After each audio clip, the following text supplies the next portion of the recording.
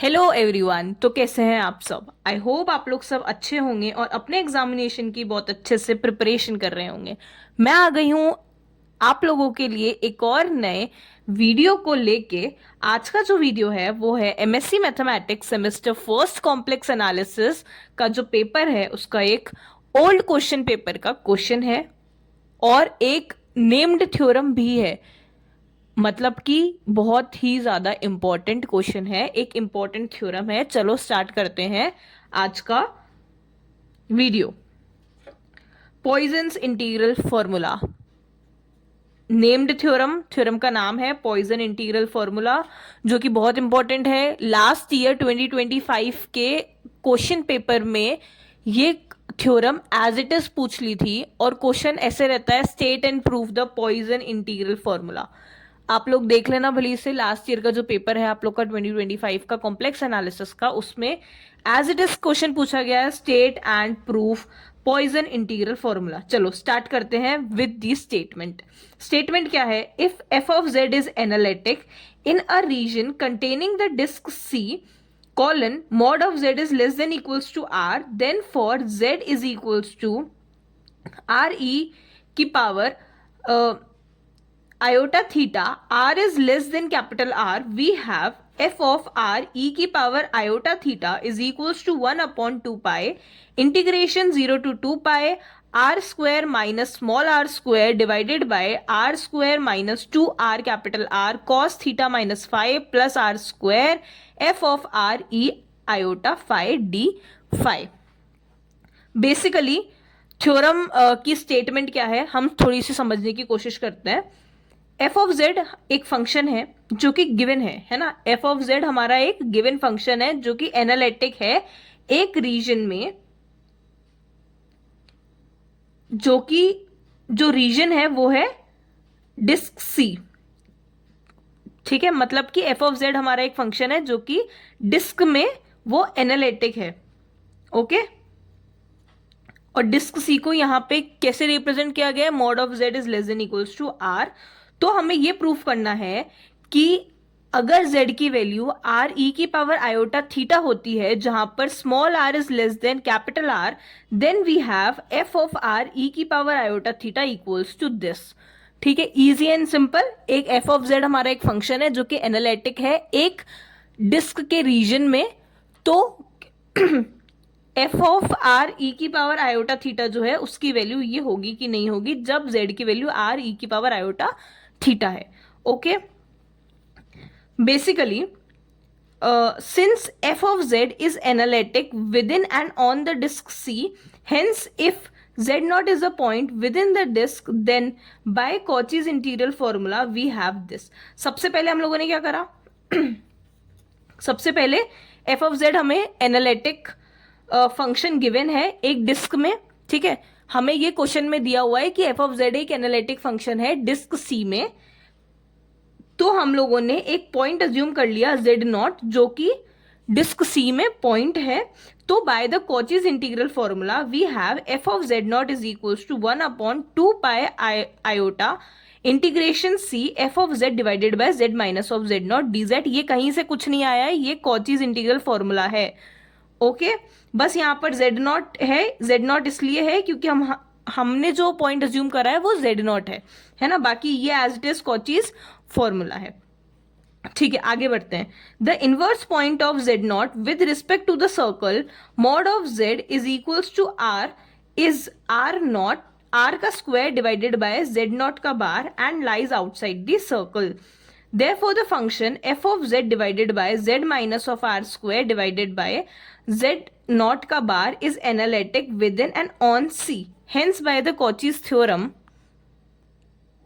हाँ जी, तो अब हम लोगों ने क्या करा है, जो हम लोगों ने z नॉट पॉइंट अज्यूम करा था हमने उस पॉइंट का इनवर्स पॉइंट निकाला है। ठीक है, with respect to the circle. Circle mod of z is equals to r, ये हमें गिवन है। देखो डिस्क हमें गिवन है, mod of z is less than equals to r, but हम लोग अज्यूम कर रहे हैं inverse point of z not within the circle. तो अगर सर्कल के विद इन होगा तो फिर mod of z equals to r आ जाएगा। ठीक है, z नॉट का इनवर्स पॉइंट हमने अज्यूम करा r square divided by z not का बार। ठीक है, easy and simple. Z not अभी हमने अज्यूम करा था, उससे हम लोगों ने कॉचीज इंटीग्रल फॉर्मूला निकाल लिया। कॉचीज इंटीग्रल फॉर्मूले में हम लोगों ने जेड नॉट को रख के देख लिया, सॉरी, है ना। और उसके बाद अब हम लोगों ने क्या करा, जेड नॉट का एक इनवर्स पॉइंट निकाला। जेड नॉट का इनवर्स पॉइंट निकल के आया आर का square divided by z not का बार। ठीक है, अब क्या करेंगे हम लोग, इसी सेम फॉर्मूले में जेड नॉट की जगह पे हम लोग क्या रखेंगे, आर का square divided by z not का बार। जब हम लोग इसमें रखेंगे तो ये देखो, जेड नॉट की जगह पे क्या आ गया, r square divided by z not का bar, but f of function of z not नहीं आएगा। अब क्या आएगा, f of r square divided by z not का बार। तो ये वाली वैल्यू क्या हो जाएगी, 0 हो जाएगी। ठीक है, तो ये तो क्या था, कॉचीज इंटीग्रल फॉर्मूला था, बट जब हम लोगों ने जेड नॉट की value r square divided by z not का बार रखा तो ये वाला फॉर्मूला इस तरह से आ गया, और ये क्या है, हमारा कॉचीज थ्योरम है। ठीक है, now from the equation number first and equation number second, ये वाली इक्वेशन और ये वाली इक्वेशन को हम लोगों ने क्या करा, हम लोगों ने कर दिया माइनस। ठीक है, कैसे, this is the equation number 1, this is the equation number 2। अब हम लोगों ने 1 माइनस ऑफ 2 कर दिया दोनों तरफ। ठीक है, यहां पे करेंगे तो f z not minus of 0 क्या आएगा, f z not equals to this minus of this. तो अब इसमें क्या करा, 1/2 पाई आयोटा दोनों में कॉमन है, साइड में ले लिया, उस मतलब कि कॉमन ले लिया, इंटीग्रेशन कॉमन ले लिया, this minus of this F of Z D Z दोनों में कॉमन है, तो ये अलग से कॉमन हो गया। ठीक है, ये दोनों टर्म्स क्या हो गई, माइनस हो गई, कॉमन चीजों को हम लोगों ने कॉमन ले लिया। अब उसके बाद इसमें क्या करा, हम लोगों ने केवल एक एलसीएम लिया, उससे तो कुछ भी नहीं करा।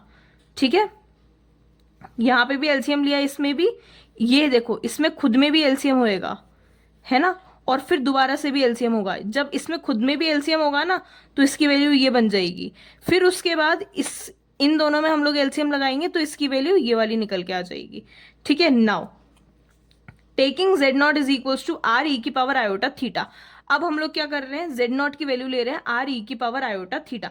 हमें क्वेश्चन में गिवन है z is equals to r e की पावर आयोटा थीटा। ठीक है, हम लोगों ने कुछ भी चेंज नहीं करा, हमें इसी पे ही निकालना है एफ ऑफ आर ई की पावर आयोटा थीटा। ठीक है, इसी पे हमें वैल्यू निकालना है, बट यहां पर z की वैल्यू थी, यहां पर हम लोग z नॉट की ले रहे हैं, क्योंकि हम लोगों ने कौन सा पॉइंट अज्यूम करा है, z नॉट हम लोगों ने अज्यूम करा है। ठीक है, तो z not is equals to r e की पावर आयोटा थीटा हो गया, और z हम लोगों ने यहां पे ले लिया कैपिटल आर ई की पावर आयोटा फाइव। ठीक है, अब z नॉट की जगह पे z नॉट की वैल्यू हम पुट कर देंगे, और z की जगह पर इसमें हम लोग आर ई की पावर आयोटा थीटा पुट कर देंगे। z नॉट और z दोनों की हम लोगों ने यहाँ पे वैल्यूज को पुट कर दिया। वैल्यूज को जब हम लोग पुट कर देंगे उसके बाद ये वाला आयोटा जो है वो इस वाले आयोटा से क्या हो जाएगा, कैंसिल आउट हो जाएगा, तो यहाँ पर केवल 1/2 पाई बचेगा।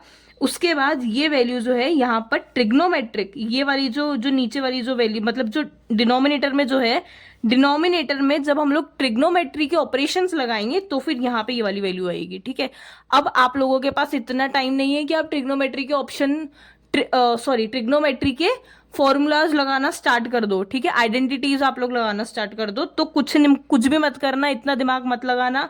ये देख लेना कि यहां तक तो यहां तक तो अपन इजीली कर लेंगे। ठीक है, कैसे कर लेंगे, जेड नॉट और जेड की वैल्यूज हम लोग लगा देंगे, तो यहां तक तो आपके पास इजीली निकल के आ जाएगा।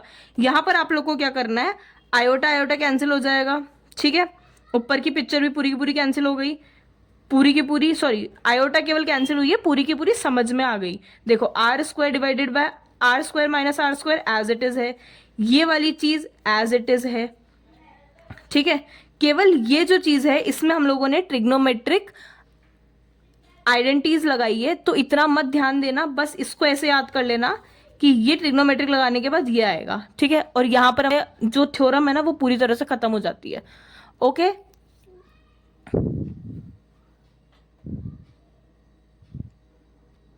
चलो, एफ ऑफ जेड जो है वो एनालिटिक है, तो हम लोगों ने एक जेड नॉट पॉइंट ले लिया विद इन द डिस्क, हमने कॉचीज थ्योरम लगाया, कॉचीज इंटीग्रल फॉर्मूला लगाया, हम लोगों ने यहाँ पे लिख दिया, जिसे इक्वेशन नंबर 1 दे दिया। उसके बाद हम लोगों ने जेड नॉट का एक इनवर्स पॉइंट लिया, r square divided by z not का बार, उसको हम लोगों ने जब यहाँ पर रखा जेड नॉट की जगह पर तो ये वाली वैल्यू निकल के आई। ये वाली वैल्यू जो है इसे हम लोगों ने इक्वेशन नंबर 2 नाम दे दिया, जो कि हमारा कॉचीज थ्योरम है। Equation number 1 minus of equation number 2 करा, यहां से ये वाली वैल्यू निकल के आ गई।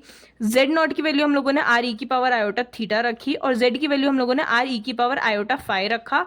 इस वाली इक्वेशन में जब हम लोग जेड नॉट और जेड की वैल्यूज को रख देंगे तो हमारे पास ये वाली जो टर्म है ये आ जाएगी। उसके बाद यहाँ पर डिनोमिनेटर में केवल ट्रिग्नोमेट्रिक का ऑपरेशन लगने के बाद ये वाली टर्म यहां से आ जाएगा डिनोमिनेटर में। ठीक है, आई होप आप लोग को समझ में आ गया होगा। एक इंपॉर्टेंट थ्योरम है, याद कर लेना, और कुछ ज्यादा लेंदी नहीं है, कुछ ज्यादा बड़ी नहीं है, इजीली याद हो जाएगी, इतना इसमें दिमाग लगाना ही नहीं है ना। बस केवल आपको इसको है ना याद रखना पड़ेगा, केवल इसको ना रटने की जरूरत है, उसके अलावा कुछ भी नहीं है। हाँ, बट अगर आपको यहाँ पर पता हो कि यहाँ पर कौन सा ट्रिग्नोमेट्रिक आइडेंटिटी लग रही है तो फिर आपको इसको भी याद करने की जरूरत नहीं है ना।